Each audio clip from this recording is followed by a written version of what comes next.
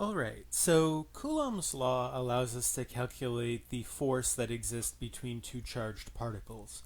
But in real life, charges don't always come in specific particles. So, what if we had a situation where we had some large charged object like this, and maybe there was positive charge spread throughout, and we wanted to know what is the force that this large positively charged object exerts on some small positively charged object over here. Okay. Well, in order to approach a question like this, we could try to split up the large charged object into little pieces. Okay, so maybe I slice this up into little infinitesimal bits, like so, and calculate the force on this charged object by each of the little bits. Okay, so we split it up, then integrate the force.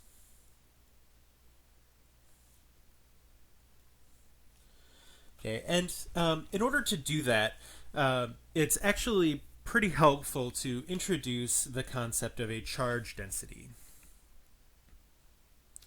Okay, and the reason for that is the same reason that it was useful to incorporate the mass density or the ordinary density when we were calculating the force from a planet. Okay, so if I define a quantity, rho, which is dq by dv, the amount of charge per volume, which would be just equal to q over the total volume for a uniform density.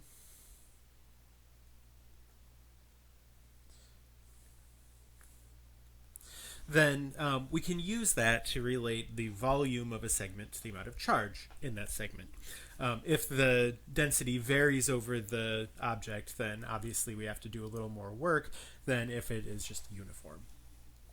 So in the process of then splitting up the object into little pieces, where we can calculate the volume of each piece, and then use the density to calculate the charge of each piece, what this would end up looking like is almost exactly the same as the shell theorem.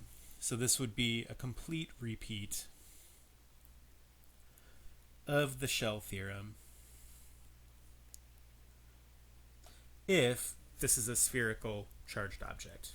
Okay, so because of that, because Newton's law of universal gravitation looks so much like Coulomb's law, the math would be identical. All that would change is a couple of constants out front that would stick around for the whole calculation. So we don't actually need to do this one. We can just use the shell theorem for charged objects the same as we could use the shell theorem for massive objects. So that's kind of nice. Spheres are not the only distribution of charges that show up. When you did the lab, you probably had some objects that were more like a cylinder shape, or maybe you had some flat objects that became charged. So if we want to calculate what's going on in some of those cases, like let's say we had a disk, and the disk could have some positive charge distributed across it, like so.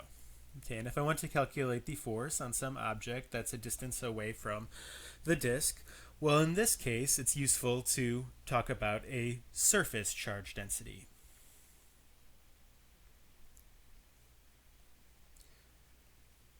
Rather than a volume charge density like we had before. Okay, so the standard variable that we use for a surface charge density is sigma. So this is a lowercase sigma.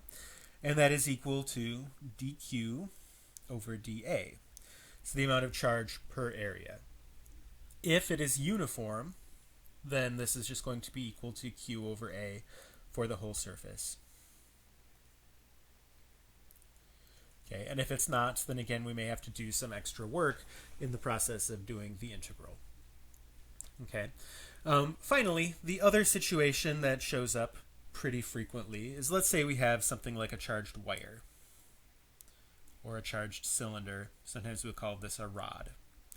Okay, so if I have some positive charges like this, and I want to calculate the force on some object over here, well then it is useful to introduce a linear charge density or a line charge density. Okay, and there's a standard variable for this as well. We tend to use lambda. So lambda is dq by, well, dy, let's say, since I drew this vertically, or dq by dx or dq by dz, whatever is convenient in a particular case. But it's the amount of charge per length. And if it is uniform, then again, we can simplify this as q over the length for that object. Okay, so if we wanted to calculate the force from one of these objects, which is a thing we do want to do, and you'll get a chance to do that in class this week, the strategy that we're going to follow is going to be very similar to the strategy that we used to derive the shell theorem, although the math will be a lot easier. So what we want to do is apply many of the same bits of strategy as for gravity. Okay, so one of the things that we want to do is we want to split the object into pieces. And the exact way that we do that is going to depend on what the object is. So we would split it up differently if it's a rod than if it's a disk, etc. And again, we would split it up differently depending on whether the charge distribution is uniform or not. In most of the cases we look at, it will be uniform. We also want to draw a careful diagram. That's going to be a really useful skill to develop.